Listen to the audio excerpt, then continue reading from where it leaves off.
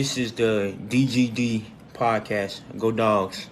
Welcome to the DGD podcast, the Georgia Bulldogs podcast for dogs. From the gun again on first down. Fires wide. Juan Daniels. Touchdown, Georgia. This is your favorite receiver, Juan Daniels, and you're listening to the DGD podcast with my man, Robert Reynolds. Go Dogs.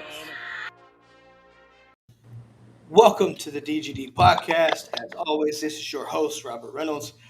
A little bit later for the live stream part of things, but guys, I'm telling you, it's going to be a lot to talk about, and none other than Jake Crain, aka J-Boy's coming on to talk about it with me. Jake, welcome back on the show, man. Robert, what's up, man? I appreciate you having me back on, and a lot of stuff going on, my friend. Hey, you are not wrong there, and it's always a pleasure to have the verified now man that they call J-Boy on the show. So I know, obviously, looking at the past few days, really since media days, really SEC media days, the college football world is revolving around A&M, or not A&M, but Texas and Oklahoma, dropping out of the Big 12 and joining the SEC. And, you were at media day. So my first question for you right off the bat, what was the environment like when the news dropped in Hoover? Man, it's funny. We were right there on Radio Row, and Greg Sankey was walking up and down. And, I was in the middle of an interview, but you could feel like something was happening. And all of a sudden, you just see Greg Sankey get swamped by all of these reporters. Instantly look at the phone, and you say Texas and Oklahoma has announced, it's reached out to the SEC, and it's just like, at first you're like, okay, let me make sure this is real. Then you look and you're like, wow, this is real. Then the reaction is real to it.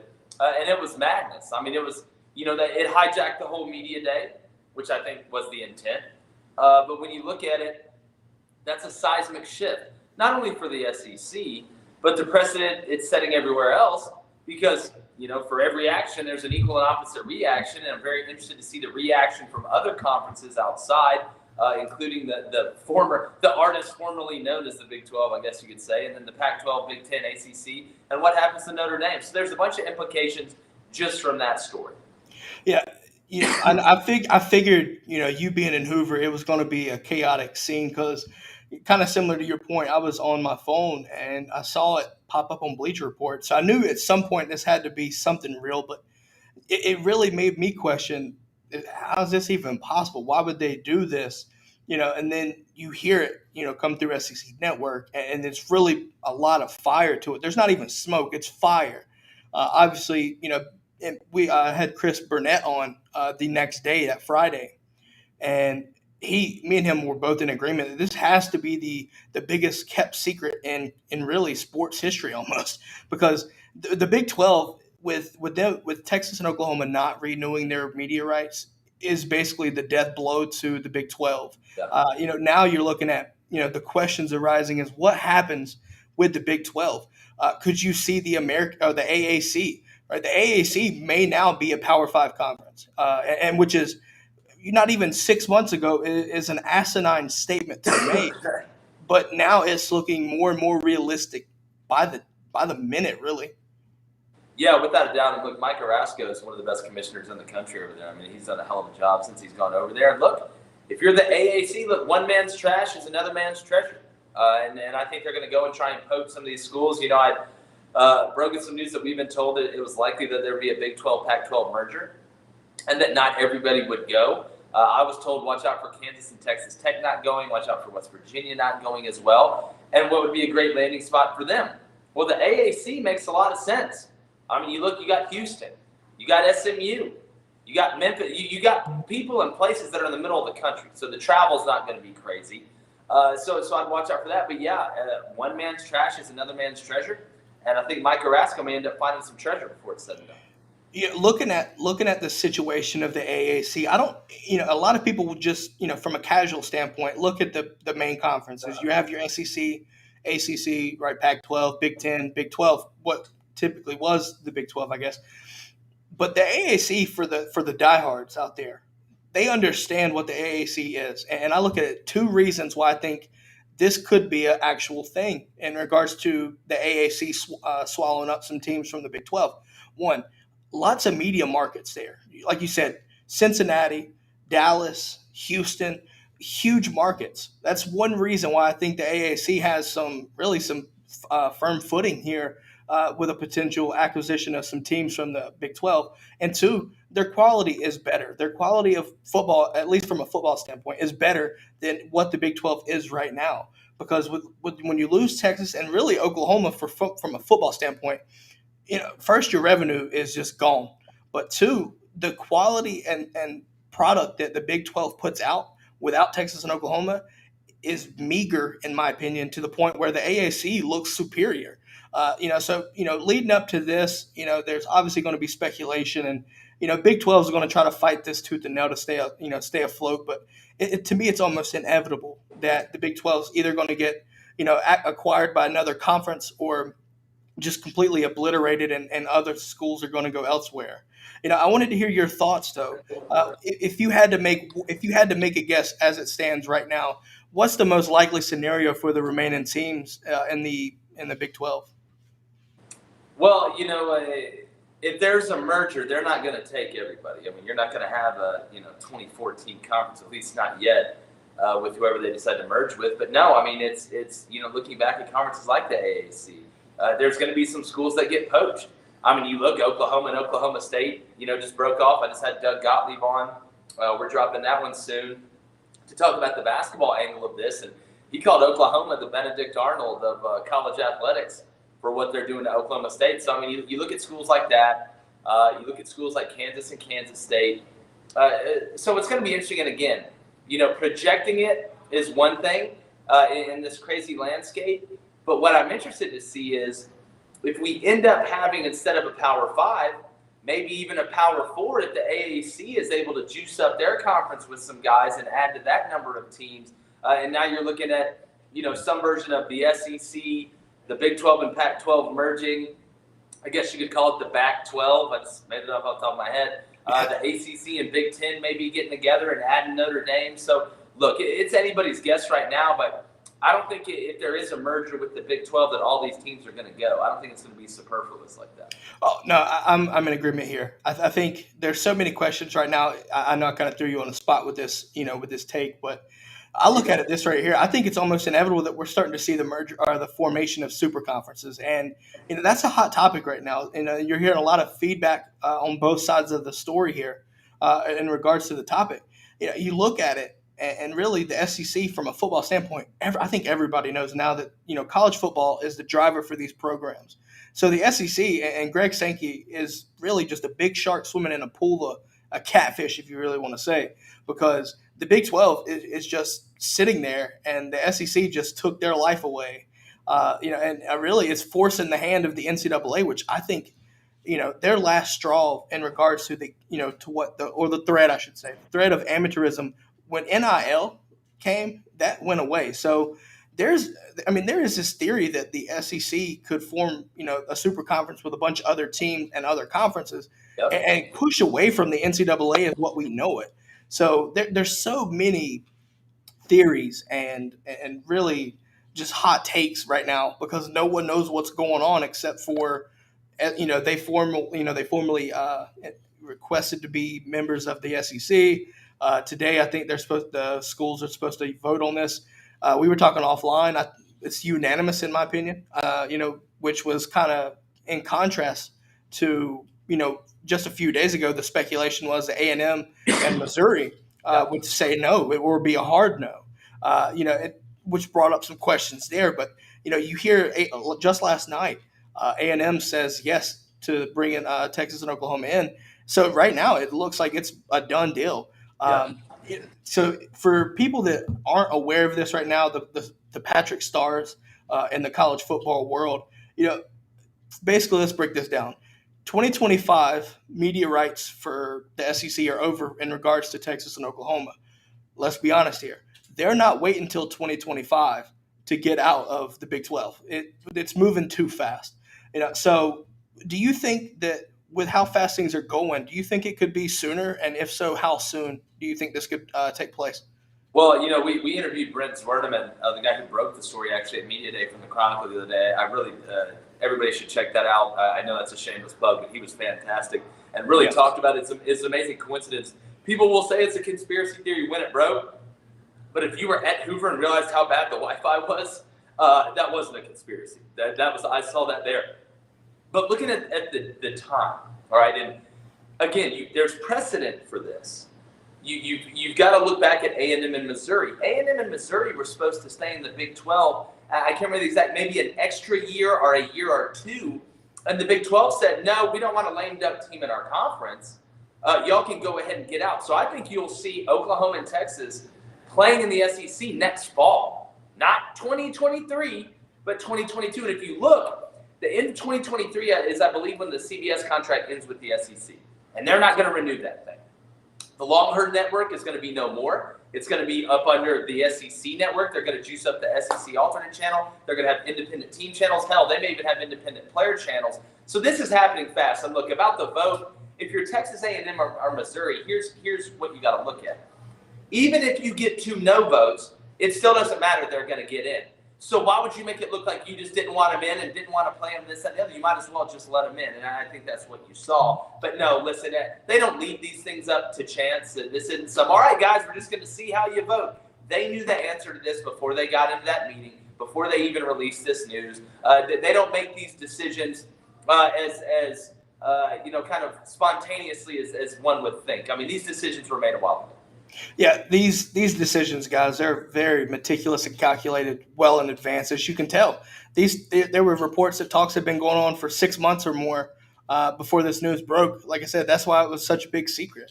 The fact that you said next fall really intrigues me, though. Not to say that I could definitely see this because, let's be honest, money's not going to be a factor for Texas and Oklahoma leaving the Big 12. When you look at the potential revenue opportunities that they're going to come into the SEC, and they're going to make that return on investment relatively quickly. So there's, the boosters understand it. The presidents know.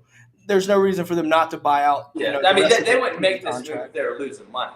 Like this, a $70 million check to the Big 12, that's nothing compared to the money they're going to make from the SEC network and the different markets. And just, I promise you, Robert, trust me on this. The SEC signed the network Disney signed a $7 billion deal, right? $7 billion. I bet adding Texas, Oklahoma, the next one will be 14. It'll be they'll double it. It'll be 14 billion. Just watch. When you look at the football programs, we can dig into this more. Looking at Oklahoma, I love what Oklahoma brings, not only from a football standpoint, but you have to understand the gymnastics, the softball programs, like these other non-major revenue driving sports. Oklahoma's an elite talent, in regards to that program for multiple sports. So it's making the SEC deeper in several different sports. But obviously, football related. Look, Texas has the most money around. They're the biggest brand in college football. The SEC would be ridiculous not to sit there and take them in, because if you say no and you let, the Big Ten take them, that makes you look like a complete bunch of jackasses. So you kind of forced into this situation where, of course, we're going to take them because we're just becoming that much better. And, hey, look, there's a saying in the SEC, it just means more. And I think we're seeing that now with Texas and Oklahoma reaching out to the SEC to come in. Yeah, I mean, look, if you're the SEC, it's a no-brainer. I mean, you already were in there in Texas with A&M. Now you get all of Texas. Not only, like you said, do you get the markets, you get the brand equity. You look at Oklahoma. They got money in Oklahoma. There's a lot of oil in Oklahoma, too. T. Boone Pickens is not a poor man if you look at what Oklahoma State has done and around there. So, from a money factor, the rich get richer. From a market factor, you're into even more markets, kind of surrounding the Midwest now a little bit. So it's a no-brainer. And look, if you're Greg Sankey, you've already got the nicest transformer. Why not strap 2 more nice rocket launchers to it? And you got 2 of the best in Texas and Oklahoma. And not from an on-the-field standpoint right now with Texas. I think Oklahoma will be fine. I think Oklahoma will be kind of like A&M when they came in. They'll be able to score points. But you've got to stop people in this league. And not only do you have to be able to stop people, you have to have depth on defense. Because I always laughed like, Oklahoma beat Florida in the bowl game. When Florida had 8 guys opting out in a bowl game that, not saying every game doesn't matter, but one game does not make a season. You have to look at going through the gauntlet of the SEC. It's okay. Well, you want to say that here's Kentucky, here's LSU, here's Arkansas, here's Bama, here's A&M. Oh, and by the way, they're all back to back. So you're not that. you're not, and no offense to some of the schools in the Big 12, it's not a walk in the park over here. I don't think you could say that it ever is, really. One of the big talks, one of my questions here, and I love bringing these, these arguments and really debates here, discussions, whatever you want to call it. What the conference is going to look like with, upon their entry. I've heard pods being thrown out there, which at first it really didn't sit well with me. I felt like it was too NFL-esque for me. Looking from a fan standpoint, though, doing some research on what the pods mean and how they play out, I really like that idea. Do you see it being a pod situation, or do you see them just making a huge 8-team division and do some conference realignment there? What do you think it would be? Well, I don't like divisions. I haven't liked them since we've had them. I mean, you shouldn't have to wait 7 years to play somebody. But when I look at the pods, I just think they're doing too much. Like look at the SEC in basketball. It's just straight down. Here we go. You can have your three mainstays, like you would in pods. Like, I get that. You can have your three mainstays, but you don't need to put them in pods. Like, example for Auburn, I mean, it'd be Bama, I guess, Bama, Mississippi State, and Tennessee or somebody like that. And then you rotate it, and within 4 years, you can play everybody everywhere. Isn't that the whole goal of the schedule? Isn't that the whole goal of schedule makers? Because it'll never be fair, because it's not even. Every team's not the same. It's all circumstantial. But putting them in pods, to me, just is a waste of time. Just keep it straight up like they do in college basketball in the SEC.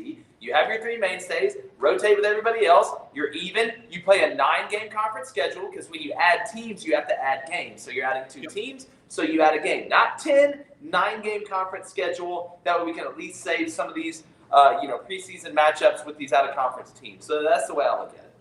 I like where you're going with that, because you look at the pods. I understand the situation, and the play out, I think, is more realistic to me.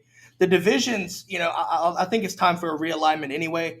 I was kind of a questionable, I was a skeptic here when A&M and Missouri joined. I didn't understand why they didn't just jump into the West and move Auburn to the East. I always thought that Auburn should have been in the East, but especially when they came in 2012. However, looking at what the situation is here, I think the SEC is they value traditions. You look at the Iron Bowl, you look at LSU Florida, which is becoming a really good rivalry over the years.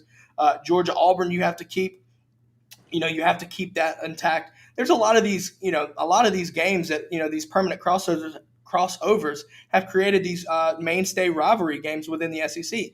Like you said, to your point, that the three mainstays, you could sit there and for Alabama, you have LSU, you have your Auburn for the kick set, and then you could do Tennessee if you really chose to. I just don't like that one specifically, but you get what I mean. You can put your three mainstays. I think. Yeah, it can be. Look, I'd have to look at it. I think, it'd probably be the teams you played the most, and if you're Auburn, unfortunately, I guess that's Alabama and Georgia, and then probably Mississippi State. Yeah, and I think that's the thing. Like you also mentioned here, keeping a division isn't going to be realistic in a sense, because you look at the SEC and it's just so much of a power gap. You look at the West historically with LSU and Bama and Auburn, right? When they're on, and you look back in the early 2010s, late 2000s to really understand what I mean by this, because back then you had 2011 alone, you had the 2 national title game contenders right there. So you had that right there. Auburn was, back in 2013 with Dick Marshall when they won, when they had their miraculous season. It was just so much power. But, you look at the East and it's just weak. So, finding a way to kind of have this parity, if you can try to find it, I think is going to be beneficial for not only for the fans, but for creating a week in, week out style of must-see games, because there's so many good teams in the SEC right now. There's no question you can sit there every single week, schedule 2 games that are really must-see TV now. Whereas in the past, you may have 2 on one week and then go a week where, it's a cupcake week, right? That takes away that cupcake game. So you're going to see good games week in, week out. And that's my hope from a fan's perspective, because I want to see good football every week. And I think if you do it right, it can happen.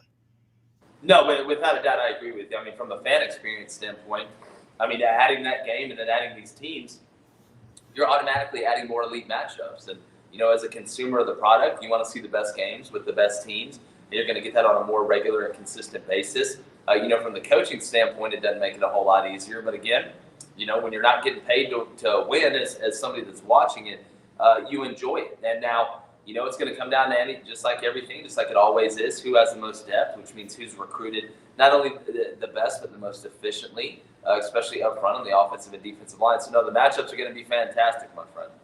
I'm looking at it right here. I want to hear your take here. Obviously, with the potential matchups that we can see on a week-in basis, or week-out basis, I should say. Sorry. Give me your top 3 matchups that you can't wait to see with the addition of Texas and Oklahoma. So I can't say Texas versus Oklahoma, huh? I mean, you can. I mean, obviously it's all SEC. That's no fun. Alabama, Oklahoma. I think that would be great. Mm-hmm. I would say Texas A&M, obviously. So historic of a rivalry. And,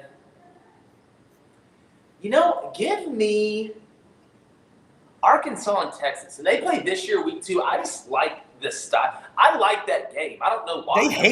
I don't care what anybody says. They hate each other, and that's what makes it fun. Yeah. Like, even if they're sometimes, like, obviously people think, Arkansas's down, which they may, even though I think I'm a little bit higher on them. Pittman's getting them better. He's getting them better. Oh, absolutely. But look, Arkansas, Texas, I don't care what anybody says. They hate each other. If you talk to anybody around that area, they hate each other. So I could see all 3 of those games being, a yearly. If that's a yearly thing, there's an SEC fan would go watch those games. Like I would watch Arkansas, Texas. I think if I had to choose, though, I want to hear what you think about these. I'd like to see Georgia, Texas on a yearly basis. I would love to see that. I would like to say Oklahoma, but look, my bias here, I heard so many Texas fans try to give Georgia shit about the bowl game when obviously it didn't really matter to us. We finished top 5 and they won. They haven't been back since, but regardless, I would like to see Texas and Georgia. I mean, if I had my way, I would go to Austin and go visit the stadium there. I think that'd be an awesome experience. I would like to see Oklahoma and Alabama, as you said, and then look at Texas. Tell me why, for some reason, like a Auburn, Texas would be interesting. Like, oh yeah, I think Auburn and Texas would be actually a really good matchup, almost even in my opinion. Well, they played when my dad was playing at Auburn. They played Texas. It's not like they haven't played before, and there's not a bad rivalry. There's not really bad blood because they haven't played enough. But no, that's what you get. I mean, you're going to get Kentucky versus Texas. I mean, all these matchups are interesting, man. I might sound crazy for this, but we're both high on Kentucky, and I think Kentucky could really give them fits. Let's be honest here. I think Kentucky could give Texas fits right now as it stands. I seriously think they may not win, but they're going to kick Texas in the ass and tell them to, hey, step your game up. This is the SEC. I wouldn't sleep on Stoops. I mean, their roster may be better than Texas's right now. Hey, look, I got so much feedback from this, and we've been on the same boat, man. Kentucky finished in second. We were both on board.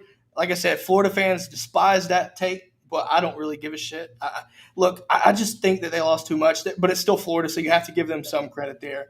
But, about that, I think there's so much potential for what's going on. Obviously, this is a Georgia podcast. Look, Georgia's ready for whatever you throw at us. And, if you're a Georgia fan listening to this, I look at it this way. There's no reason to sit here and not say, we don't want them in here. One, you're about to see an uptick in competition. You're about to see better games week in and week out. It just means more. Yeah. So.